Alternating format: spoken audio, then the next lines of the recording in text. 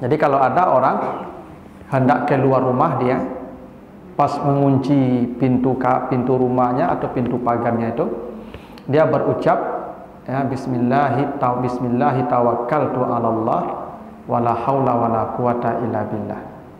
Maka ketika itu ada yang berteriak, sungguh engkau telah dapat hidayah, sungguh engkau telah dicukupkan oleh Allah, dan sungguh engkau telah dipelihara oleh Allah. Setan-setan pun berkata satu sama lain, tidak mungkin lagi kita mengganggu orang yang sudah dapat hidayah, yang sudah dicukupkan Allah dan sudah dipelihara oleh Allah. Ini doanya kan tak panjang, Pak. Ya tak? Dan semua kita hafal tu insya-Allah itu. Ya, bismillahirrahmanirrahim 'alallah wala haula wala quwata illa billah. Jadi jangan Bapak Ibu pada lupa ini. Setiap mengunci pintu kapan perlu, pintu rumah ini baca dulu. Pintu pagar ini baca lagi, baru pergi.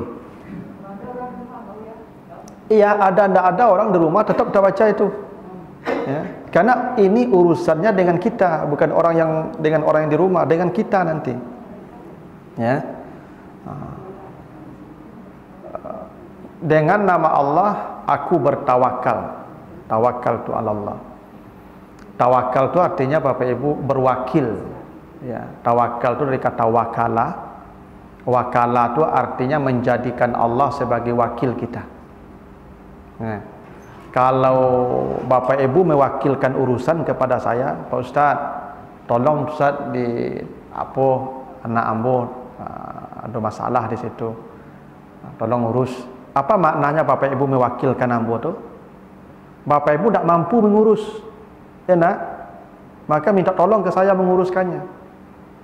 Atau Bapak Ibu lebih percaya saya lebih baik mengurusnya daripada Bapak Ibu. Bukan Bapak Ibu tidak mampu, tapi Bapak Ibu berkeyakinan saya lebih baik hasilnya. Jadi kita bertawakal kepada Allah itu satu, kita yakin bahwa Allah lebih tahu mana yang baik untuk kita. Dan kita menyerahkan segala keputusannya kepada Allah. Karena Allah tidak pernah salah untuk hambanya. Itu makna tawakal. Makanya orang kalau sudah bertawakal, Pak Ibu, apapun yang terjadi nanti sepeninggal dia, tidak ada lagi penyesalan, Pak Ibu. Mohon maaf misalnya sepeninggal Bapak Ibu dibongkar orang rumahnya. Tadi Bapak Ibu sudah baca bismillahirrahmanirrahim 'alallah. Sudah baca itu, la haula wala quwata illa billah. Ternyata sepeninggal kita dibongkar orang rumah kita, Pak. Diambil orang isi rumahnya. Bapak Ibu tidak akan marah, tidak akan kecewa, tidak akan mencela. Kenapa?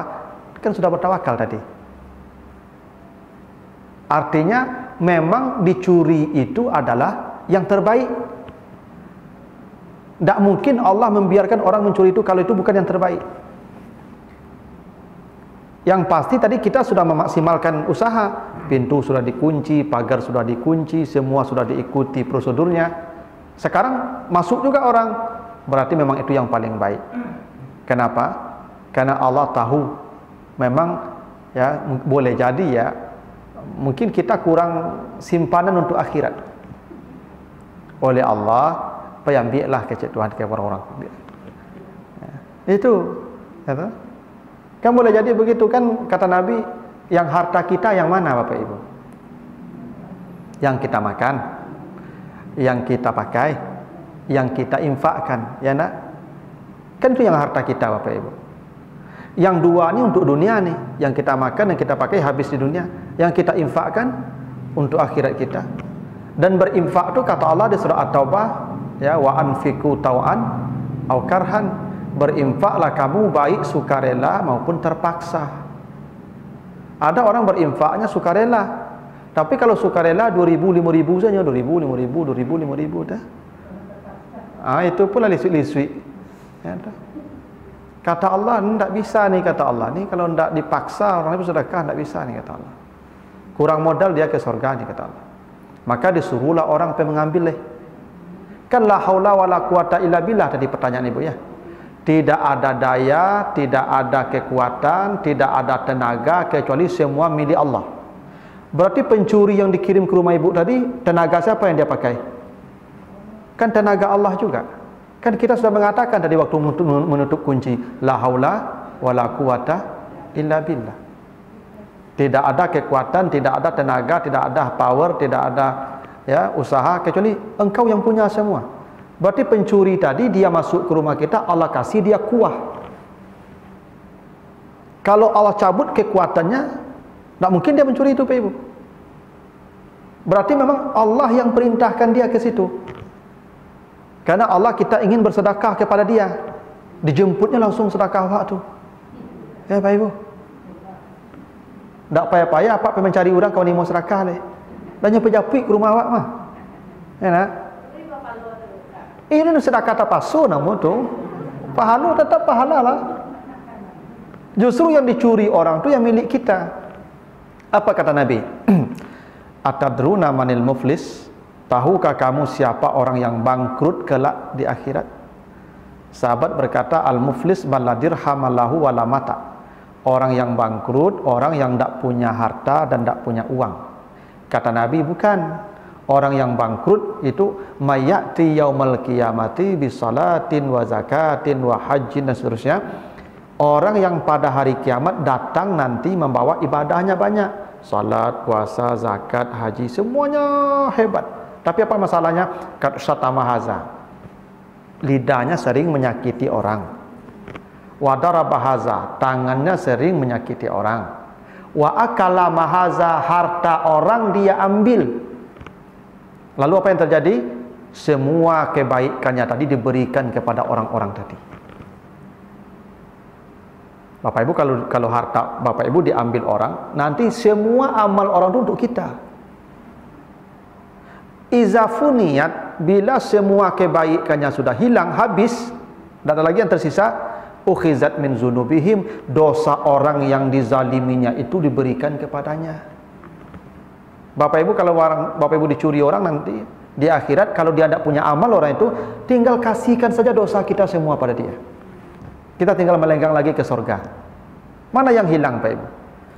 Kan tidak ada yang hilang Pak. Ya, makanya yang dicuri orang itu yang punya kita sebetulnya. Yang kita simpan di rekening itu, yang Bapak Ibu simpan dalam lemari, dalam box itu, di bawah bantal bagai, ya, itu mati kita itu. Jadi milik siapa? Milik orang yang hidup kan? Bukan punya kita lagi itu. Kalau kita sudah meninggal dunia, warisan nama itu. Milik orang yang hidup tu. Nanti kalaupun dia sedekah, untuk dia lah pahalanya. Nah kita dapat pertanyaan saja di akhirat nanti itu Pak Ibu. Ya. Nah, karena itu doa ini akan membuat hati kita tenang. Bismillahirrahmanirrahim. Kita sudah berkata dengan nama Allah, ya, dengan nama Engkau ya Allah, saya bertawakal, saya serahkan semua padamu. Engkau yang paling tahu mana yang terbaik untuk saya. Apapun yang terjadi, berarti itu yang terbaik, karena saya sudah menyerahkan urusan padamu. Dan tidak ada daya, la haula wala quwata illa billah. Semua daya milik Engkau. Kalau ada nanti yang akan mencuri, merusak atau mencelakai saya di luar, semua itu terjadi karena kekuatan Engkau. Maka tidak ada lagi ya celaan, tidak ada lagi penyesalan. Kan kadang-kadang itu Pak ya. Ya, wak pai kalau rumah Bapak Ibu. Ya, pulang dia buka orang rumah. Pakai cek apa? Tu dengan kecil kau tadi kau jam payah je. Kau payah je. Enggak Pak. Ya kan? Kau mari kau pai dan payah gitu je Pak ya. Kalau baca tadi la haula wala quwata illa billah tadi tidak akan begitu Pak. Ya sudahlah, berarti sudah kan kita sudah serahkan kepada Allah tu semua tadi. Berarti tinggal Allah lagi memutuskan apa setelah itu. Itu kenapa zikir itu menenangkan hati. Ala bi zikrillahi tatmainnul qulub. Bukankah dengan zikir hatimu menjadi tenang? Kalau Bapak Ibu baca itu tadi doa, maka hatinya tenang selama di luar rumah. Karena kalau dicuri pun Allah yang kasih jalan lagi itu. Tak perlu lagi kita pikirkan tinggal Bapak Ibu. Yang penting rumah sudah dikunci. Tapi kalau rumah tidak dikunci, pagar tidak dikunci, itu bismillahirrahmanirrahim Allah tu namanya tea tu Bapak Ibu. Tu masuk orang ikut rumah. Tu tawakal yang salah tu Bapak Ibu. Ya. Nabi kan ada sahabat tu, ya, untuknya lah penzanya, kecenya, baik kalau pi untuk, ambo tawakal kepada Allah. Ya, kata Nabi, ikat untamu dulu, baru tawakal. Jadi kalau tak dikabik untuk tu tawakal, saya tak bisa lah tu Pak Ibu, tu bunuh diri nama tu mah. Ya, bapak kamu dikunci rumah dulu, kunci pagar dulu. Nah setelah tu baru baca Bismillahirrahmanirrahim. Wala haula wala quwata illa billah. Maka setan-setan langsung angkat tangan Bapak Ibu. Kalau Bapak Ibu baca ini, kata setan, tidak ada lagi peluang kita untuk menggoda orang yang sudah dapat hidayah, yang sudah dijaga oleh Allah dan sudah dicukupkan oleh Allah. Makanya Bapak Ibu, kalau Bapak Ibu baca ini keluar rumah, sulit Bapak Ibu rasanya akan berbuat maksiat di luar rumah. Kenapa? Allah sudah kasih hidayah. Bagaimana mungkin orang dapat hidayah dan tidak ke maksiat jalannya? Ya. Allah sudah kasih dia pemeliharaan. Ya, Allah sudah pelihara dari segala keburukan. Bagaimana orang yang dipelihara oleh Allah akan melakukan kesalahan? Makanya doa ini penting. Doa ini pendek tapi penting untuk kita baca sama-sama. Ya. Bismillah. Kalau minimal Bapak Ibu, kalaupun tadi lupa waktu mengunci pintu, lupa waktu mengunci pagar, minimal waktu kendaraan mau jalan. Ya, pas mau jalan tu Bismillahirrahmanirrahim. Bila tiba di tengah jalan, Bapak Ibu, lah separuh jalan tak kena tadi Bismillahirrahmanirrahim, tu tak salah leh. Kata, boleh, tapi Bismillahi awwaluhu wa akhiruhu. Itu kalau lah tak lupa Bapak Ibu semua makan, kita ni makan baca Bismillahirrahmanirrahim ya. Tinggal sasuuk nasi leh. Bismillah lun tadi leh itu. Itu Bismillahi awwaluhu wa akhiruhu. Jangan Bismillahirrahmanirrahimnya leh. Itu ada ketentuannya juga. Jadi bismillah itu tak seluruhnya Bismillahirrahmanirrahim Bapak Ibu ya. Sama juga Bapak Ibu menyembelih hewan. Apa-apa kalau menyembelih kambing, menyembelih sapi atau menyembelih ayam, jangan Bismillahirrahmanirrahim. Tak salah itu, tak cocok itu. Kalau Bapak Ibu menyembelih hewan, Bismillahi Allahu Akbar. Jangan Bismillahirrahmanirrahim dengan nama Allah yang Maha Pengasih, Maha Penyayang. Tapi dah lihat kawan dah bi penyayang ala nama itu. Maka tak cocok makna penyayang di situ. Allahu Akbar. Jadi ini doa pertama nih kalau kita mau keluar rumah.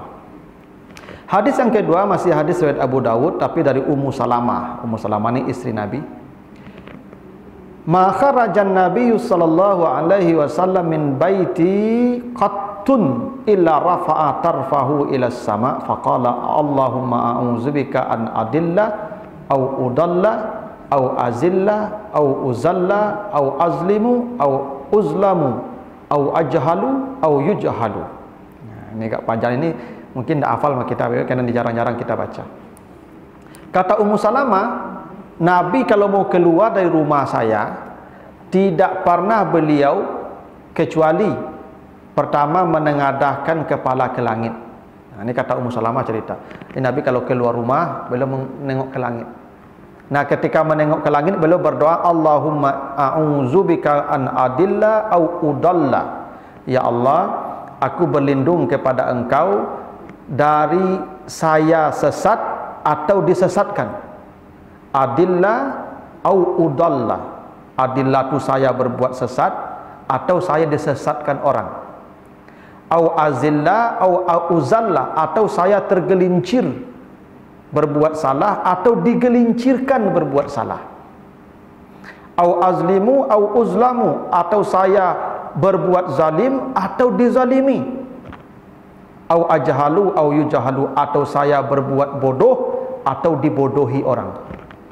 Jadi ketika kita keluar rumah Pak Ibu, Nabi mengajarkan ada 4 yang kita minta perlindungan. Ya Allah, lindungi saya. 1, an adillah, dari kesesatan. Karena kadang-kadang kita kalau keluar rumah Pak Ibu, kadang menyimpang jalan Pak Ibu. Ya, menyimpang jalannya Pak Ibu. Ada kejadian Bapak Ibu. Ini benar-benar kejadian Ibu. Jadi dia hobi mancing. Hobi mancing Ibu. Mancing kau ke lawi. Memang hobi mancing Pak kau. Awalnya hobi mancing. Kalau pergi ke lawi, mancing kau sore paginya mah. Besok pagi pulang. Itu mancing di laut itu Pak Ibu. Dan istri kau memang percaya 100%. Bertahun-tahun Pak Ibu mancing. Ketika apa kau mati di kuburan, tiba-tiba ada ibu-ibu ombo anak. Ya. Ternyata mancing selama kau sasik jalannya Pak Ibu. Ya, ndak kalawi banyak loh Pak.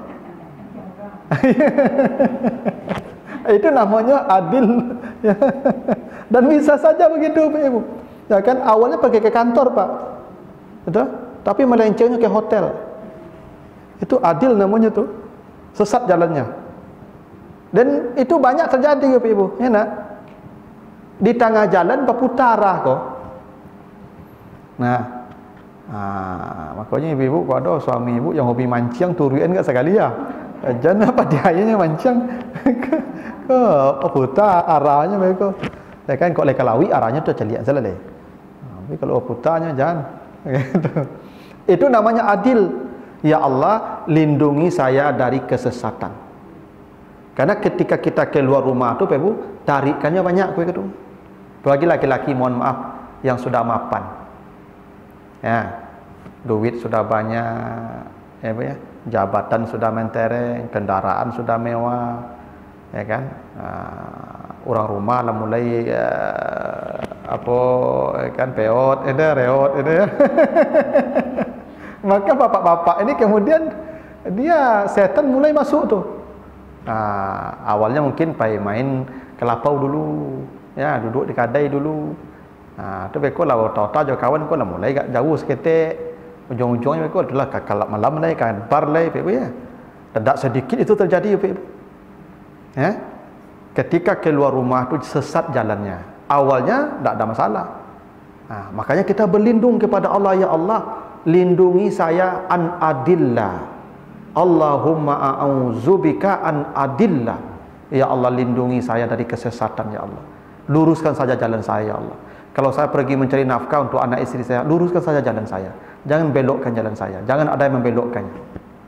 Ya. Au udal, atau disesatkan orang, dibelokkan orang. Kitanya lurus. Baik ke kantor apa Ibu? Ya lah elok-elok saja Ibu. Tiba di kantor beko. Pak, kau ada amprah Pak. Apa acara aku? Ya acaranya apa ya Pak, formalitasnya Pak tanda tangan ni. Aku bagi sama-sama. Awak tak ada dia, tapi kawan yang membelok awak. Tu banyak di kantor-kantor macam tu Ibu. Ya. Atau kadang-kadang proyek-proyek kok harus dipasu mencari faktur fiktif. Apa ya? Untuk laporan. Ya. Ya, Pak Dekan ya, kalau di struktural tu Ibu, ya, itu masalah itu. Kadang atas bawah apa Ibu? Dari atas ditekan, kadang dari bawah juga ditekan. Ya. Kita tanda tangan tu Pak. Kitanya awalnya lurus. Cuman orang kemudian memaksa kita berbelok. Itu namanya udallah. Kita berlindung kepada Allah. Jangan ada pihak-pihak yang menyesatkan saya. Itu penting kita berlindung tu Bapak Ibu. Sebab kita ketika keluar rumah tak tahu lagi apa yang akan terjadi nanti Bapak Ibu. Setelah kita keluar rumah itu, tak tahu lagi itu. Maka perlu kita minta kepada Allah, ya Allah, a'udzubika, lindungi saya ya Allah, an adillah au udallah, dari kesesatan dan dari orang yang menyesatkan saya. Ya. Au azil au uzallah. Ya Allah, lindungi saya dari orang yang dari tergelincir sendiri atau digelincirkan orang. Ya Pak. Kadang kawanku bantu kawan Pak. Ya galak jawab Pak. Sama minum kopi jawab Pak. Tapi nyo ingin mencelakai kita Pak Ibu. Banyak kawan-kawan yang model itu Pak Ibu. Ya. Apalagi kita kalau pejabat Pak. Hati-hati Pak kalau pejabat nih. Ya. Banyak menggunting dalam lipatan tu Pak Ibu. Banyak pejabat kan Pak harus mendekam dalam penjara bukan karena salah dia Pak. Dia digelincirkan orang. Bahasa awaknya ditungkai orang. Maka orang galak lah Pak. Jabatan diambil orang, orang masuk penjara. Ada dapat apa nama buruk saya dapat lah Pak. Banyak kasus seperti itu. Maka setiap keluar rumah tu Nabi berkata begitu. Allahumma a'udzubika an adilla au udalla an azilla au uzalla, dari tergelincir sendiri atau digelincirkan orang. Ya. Au azlim au uzlam, saya menzalimi orang atau dizalimi orang, tolong lindungi saya. Karena boleh jadi Pak kita di luar rumah tu menzalimi orang. Ya. Mohon maaf misalnya Kita bawa kendaraan Pak, ya tersenggol orang Pak, walaupun yang selari saya boleh Pak, tak peduli orang kalau Pak, kok jatuhnya, kok lukanya, itu kita menzalimi orang tu Pak. Kata Nabi, ittaquz zulma, takutlah kamu berbuat zalim kepada makhluk, fa inna zulma zulumat yaumal qiyamah, karena sedikit sekecil apapun kezaliman yang kau lakukan akan menjadikan engkau dalam kegelapan nanti di hari kiamat. Itu yang tabrak lari itu Pak, itu tak tanggung nanti dosa itu Pak. Memang orang itu tak akan hidup lagi lepas kalau ditabrak, tapi bahwa kita bertanggung jawab, temui keluarganya, minta maaf ke keluarganya. Kalau sepenjara masuk penjara, kalau tebus berapa dibayar. Tak sederhana tu kan, di jalan kan kelamak ada orang saya Pak. Pagi hari hujan Pak, ya nak awak kancang Pak, kawan pakai berjalan kaki basahnya di oto, di pancak oto Pak. Itu kezaliman nama tu Pak. Ya, kecil betul, tapi nanti kita bermasalah dengan orang tu di akhirat tu Pak. Makanya Bapak kalau bawa mobil, bawa kendaraan, kalau ada orang lambekkan kendaraan tu, rem. Jadi kancang aja Bapak Ibu. Walaupun orang kau jonda, kalau jonda ke samunya berjalan je tu. Kan ni pancak tu basahnya beko tu mah. Karena KPK kantu Bapak Ibu. Ya kan, laku muak pakaiannya. Pulang lu je balik. Kau dapat kantu malunya. Kan zalim nama tu Bapak Ibu tu. Banyak kezaliman tu di luar rumah kan kita lakukan Bapak Ibu. Terlalu banyak. Ya. Karena itu kita berlindung kepada Allah, ya Allah, lindungi saya dari kezaliman. Saya berbuat zalim kepada orang, lindungi saya. Ya. Atau saya dizalimi orang. Nah, yang paling banyak Bapak. Saya keluar rumah tu Bapak, itu tak tanggung beko masalah beko tu. Ya, lagi saya setiap subuh keluar rumah Bapak. Kadang jam 4 sudah keluar rumah itu. Jam 4 itu saya sudah berangkat tu Bapak. Ya, kadang sampai ke Jati, ada yang ke Pasar Gadang, ada yang ke Andale, ada yang ke Lubek. Ya, pakai motor. Kalau ada orang ingin mencelakai saya terlalu mudah, gampang mananya. Lebih orang di luar langang selangang-langangnya orang. Kalau ada orang ingin berbuat zalim kepada saya, itu selesai itu. Maka kita berlindung kepada Allah, ya Allah, lindungi saya dari orang-orang yang ingin berbuat zalim kepada saya. Kan banyak apa dalam sejarah Umar bin Khattab kapan dibunuh Pak? Sedang salat subuh kan? Di luar rumah tu Pak. Umar mau salat subuh ni di Masjid Nabawi, ditusuk. Ali bin Abi Thalib di mana dibunuh? Di luar rumah juga. Ya Pak, di masjid sedang salat subuh. Amr bin As sedang salat subuh. Ya. Novel Baswedan, ya Pak, subuh kan, di luar rumah tu, diserang pakai air aki. Ya. Yang 6 laskar FPI di luar rumahnya kata, malam tu. Jadi terlalu banyaklah contohnya bahwa ketika kita keluar rumah, terlalu banyak kezaliman yang akan mendatangi kita. Ya. Bisa jadi banyak orang yang tak senang dengan kita dan dia mencelakai kita, ditunggunya kita keluar rumah. Ya. Maka penting doa ini kita baca. Ya Allah, lindungi saya dari kezaliman saya, atau saya dizalimi orang. An azlima au uzlam. Ya. Tidak sedikit bahaya di luar itu, makanya perempuan disuruh di dalam rumah. Wa karna fi buyutikunna. Kalian para perempuan menetaplah di rumah. Di rumah sajalah, kata Allah. Kenapa? Karena kezaliman di luar rumah terlalu banyak. Biarlah laki-laki saja karena dia punya tulang yang kuat.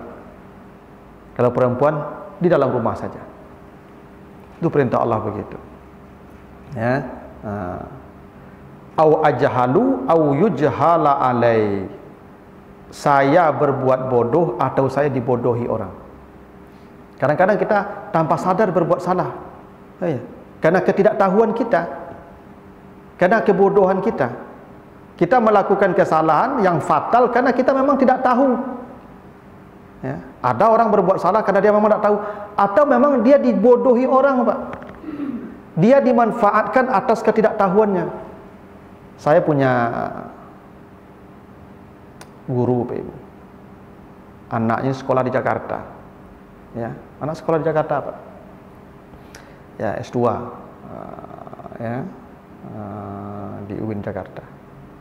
Apa yang terjadi? Dia punya kawan lewat dunia maya, orang luar negeri. Ya. Lalu kemudian karena saking lamanya, Pak Ibu, bertemu, bahkan dia ketemu dengan ini keluarganya, Pak. Sudah akrab, akhirnya di apa? Ya, karena sudah hampir mengarah ke pernikahan itu, Pak Ibu. Dibawa disuruh ke Malaysia, ke Vietnam atau ke mana? Dibiayai tiket apa segala macam. Nah, ya karena tidak ada masalah, diinapkan di hotel apa segala macam. Pas pulang, Ibu, apa yang terjadi? Disuruh bawa buku 2 buah buku tebal. Tolong kasih ke teman saya nih alamatnya nih. Kasih, ada alamatnya. Ya.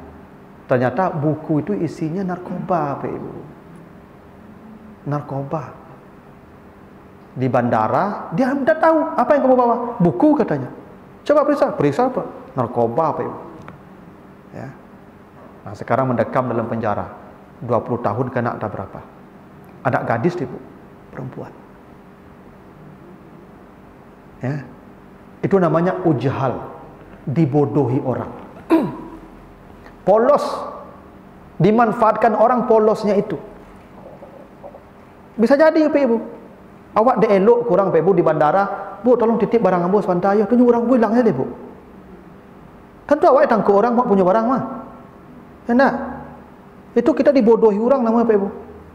Ya, kepolosan kita nampak awak orang baik dia suka menolong orang, dimanfaatkan orang tu, Pak Ibu.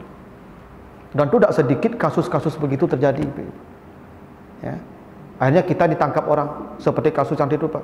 Akhirnya dia dipenjara 20 tahun kena, walaupun dia tak tahu apa-apa, tak tahu dia kalau itu barang itu narkoba. Yang tahu hanya buku, memang buku.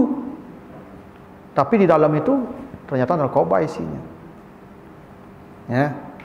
Nah, maka ketika kita keluar rumah, berlindung kepada Allah. Ya Allah, Allahumma a'udzubika, aku berlindung kepada Engkau an adilla au udalla, an azilla au uzalla, ya, an azlima au uzlama, au ajahala au yujhala alayya. Tapi kalau Bapak Ibu tidak hafal doa ini, bahasa Indonesianya saja. Ya Allah, lindungi saya, ya Allah, dari kezaliman, dizalimi orang, digelincirkan orang, disesatkan orang, atau bodoh dibodohi orang. Karena sedang di luar rumah itu banyak sekali kejahatannya, Bapak Ibu. Kejahatan di luar rumah itu. Cuma kok setan, ya kan, ketika orang itu keluar rumah baca doa tadi, setan langsung angkat tangan. Padahal setan itu akan membuat orang, ya, salah di perjalanan nanti itu. Ya, salah nanti di luar rumah itu, Bapak Ibu. Ya. Nah, ini dua doa yang dibaca, yang Nabi baca setiap keluar rumah. Bismillahi tawakkaltu 'alallah wala haula wala quwata illa billah. Atau doa yang tadi kata Ummu Salamah, Allahumma a'udzubika an adilla au udalla, ya, an azilla au uzalla, an azlima au uzlama, ya, an ajhala au yujhala alayya. Nah, yang ini jarang kita baca yang kedua nih, Ibu, ya. Makanya belum tak hafal. Saya pun biasa baca yang pertama saja. Bismillahirrahmanirrahim. Karena itu semua sudah mencakup yang tadi juga. Ya, apa yang dibaca dalam hadis Ummu Salamah ini sudah masuk pada Bismillahirrahmanirrahim wala haula wala quwata illa billah. Nah, ini penting Bapak Ibu, kalau kita mau keluar rumah ini jangan pernah lupa berdoa itu. Ya, ya berdoa itu tidak mesti Bapak Ibu tagak di pagar tu baca lu kami tak itu sambil jalan saja kalau tidak. Ya, kalau memang apa lah payah lah lama menunggu di auto jangan tagak di pagar tu. Bismillah tawakkaltu 'alallah wala haula wala quwata illa billah, cepat lama mana mah cepat lari jalan lain sambil jalan di auto saya baca tu ya. Kalau lain mungkin bertahan agak lama tagak lah di pagar tu sambil kunci pintu. Begitu. Nah, itu doa masuk doa keluar rumah, Ibu, ya. Ada pertanyaan dulu, Ibu sampai sini? Tapi ya, baik, lanjutkan. Berikutnya doa masuk rumah, dukhul al-manzil, doa masuk rumah. Ini dalam surah An-Nur ayat 61. Kata Allah, fa iza dakhaltum buyutan fasallimu ala anfusikum tahiyatan min indillah. Apabila kamu masuk rumah, maka ucapkanlah salam kepada dirimu, bukan pada orang lain, pada dirimu. Jadi kita mengucapkan assalamualaikum untuk kita. Kan kadang-kadang kita begini, tidak ada orang di rumah itu. Menyoncong saya masuk lah ya. Tidak apa ibu. Salam itu bukan untuk orang, untuk kamu, kata Allah. Iza dakhaltum buyutan, bila kamu masuk rumahmu, fasallimu ala anfusikum, ucapkanlah salam kepada dirimu sendiri. Ya. Ini perintahnya kita kalau masuk rumah siapapun. Kalau dalam lain bila kamu masuk rumah, la tadkhulu buyutan ghaira buyutikum hatta tasta'nisu wa tusallimu ala ahliha. Bila kamu masuk rumah, maka masuk rumah yang bukan rumahmu, maka jangan kamu masuk kecuali pertama tasta'nisu, ciptakan ketenangan pada yang menghuni rumah itu dulu, baru mengucapkan salam kepadanya. Tasta'nisu itu begini Pak Ibu. Bapak Ibu kalau mengetuk pintu, maka Bapak Ibu tidak boleh berdiri di depan pintu. Itu tidak tasta'nisu, membuat penghuni rumah itu merasa tidak nyaman itu nanti itu. Bapak Ibu kalau mengetuk pintu rumah orang, berdiri di samping pintunya. Sehingga kalau Bapak Ibu orang itu membuka pintu, yang Bapak Ibu lihat wajah yang membuka pintu, bukan isi rumahnya. Kayaknya begitu Pak. Apa kalau buka pintu? Nah, siko pintunya, siko tagaknya. Assalamualaikum. Nah, Assalamualaikum. Ya, ketikanya buka pintu, inyo nak cari. Tapi kalau ibu tagak di sini, ya, berdiri di depan pintu, begitu dia buka pintu nampak isi rumah langsung. Kadang anak gadis sedang nak pakaian bagai. Kadang istri sedang nak siap bagai penampilannya, karena rumahnya kan biasa saja itu dalam rumah. Ya, rumah-rumah dia sendiri kan, mau pakaian seperti apapun urusan dia itu, hak dia itu. Tiba-tiba mata kita ada ke dalam Pak, ya kan? Itu namanya bukan tasta'nisu itu. Harus tasta'nisu, membuat penghuni rumah itu jangan merasa tidak nyaman dengan kedatangan kita. Itu makanya yang paling baik adab berkunjung ni Bapak Ibu, telepon dulu atau WA dulu, SMS dulu. Pak, ambo kapai ke rumah, ya ada perlu jambara ambo bisa ke rumah. Nah, kalau ada dikacau, oh sudah asar lah Pak ya, jam sekian, datanglah jam segitu Pak. Tak boleh kita datang mendadak, karena tidak semua orang siap menerima kita. Ya Pak, ya, tidak semua orang siap menerima kita. Makanya ada aturannya, bila kau telah mengucapkan salam 3 kali dan dia tidak ada respon dari dalam, walaupun dia ada dalam rumahnya, falyarji, pulang. Jangan ngotot. Ya. Kan ada juga orang Pak, Assalamualaikum, Assalamualaikum, Assalamualaikum, cukup-cukup kata suyuk orang tua kita. Ya. Kata Nabi, kalau ada orang mengintip-ngintip dari celah jendelamu, walaupun dia baca Assalamualaikum, tapi dia mengintip dari celah jendelamu, tusuklah matanya dengan tongkat. Itu perintah Nabi itu Pak Ibu. Ada orang mengucap Assalamualaikum, cikgu-cikgu di sudut-sudut itu, antak matanya itu. Tungkik. Itu tidak beradab namanya itu. Ya begitu aturannya. Iya begitu.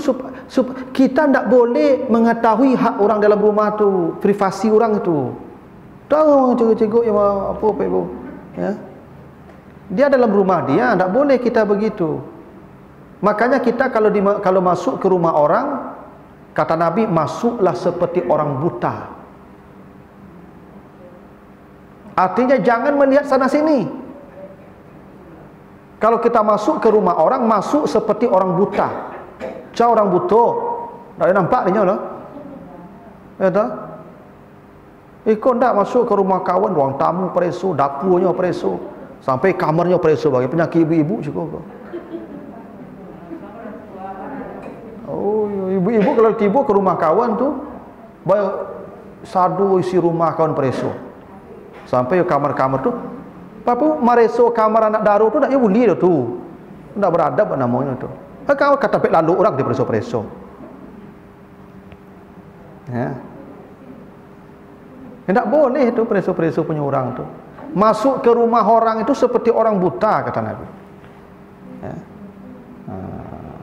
Penyakit ibu-ibu pokoknya bertangkap japak lalu pulang rumah orang. Banyak nak nampak rumah awak kan, banyak rumah orang kau ada. Orang minta ke pak le. Balik kau pak balik kau pak balik kau pak. Pakai capak dan tagan kau ke situ je pak. Ya. Itu dek masuk ke rumah orang ku tak butuh pak ibu-ibu lu kau. Cubalah butuh masuk ke rumah orang tu. Ya dah. Kalau kamu keluar rumah orang kata keluarlah seperti orang bisu. Kau ndak masuk ke rumah kawan peresu satu rumah orang. Beko pulang bantu rumah situ lancak di luar senyo dah den cali isi ke dalam bakecang. Yo bana balea rumahnya onde. Tu penyakit ibu-ibu. Itu dak curang bisu namanya tu. Ibu-ibu kalau keluar dari rumah orang tu jangan pernah menceritakan isi rumah orang tu. Apapun buruk yang dilihat di rumah itu. Kau ndak namu sehari menceritakan isi rumah orang tu ke orang. Hariang lah, api lah, bakal puyuk lah. Ini rancak tapi dah lama apa ceritanya lah. Itu rancak dia menceritakan tu, tak menarik cerita itu dulu. Kalau menarik cerita itu tu. Cerita yang menarik tu yang buruknya tu.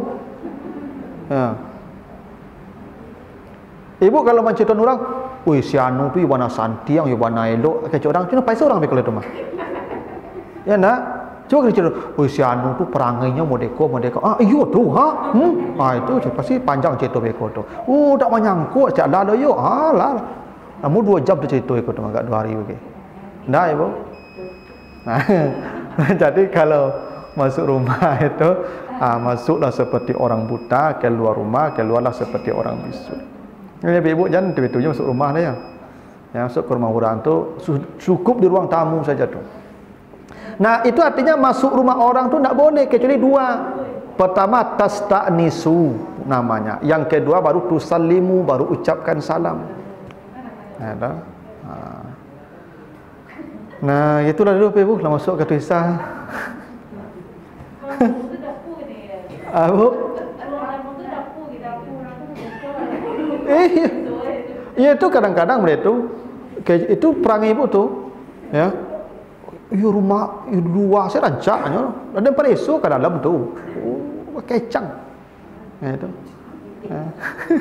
Gunanya apa cerita tu kurang. Ada gunanya. Tahu mana ibu pakai kecang rumah tu gunanya. Itu yang berdosa aja nama tu makok jangan pereso-pereso rumah kawan. Kau kadang ibu kau sampai kalau nanti 2 pereso. Kan?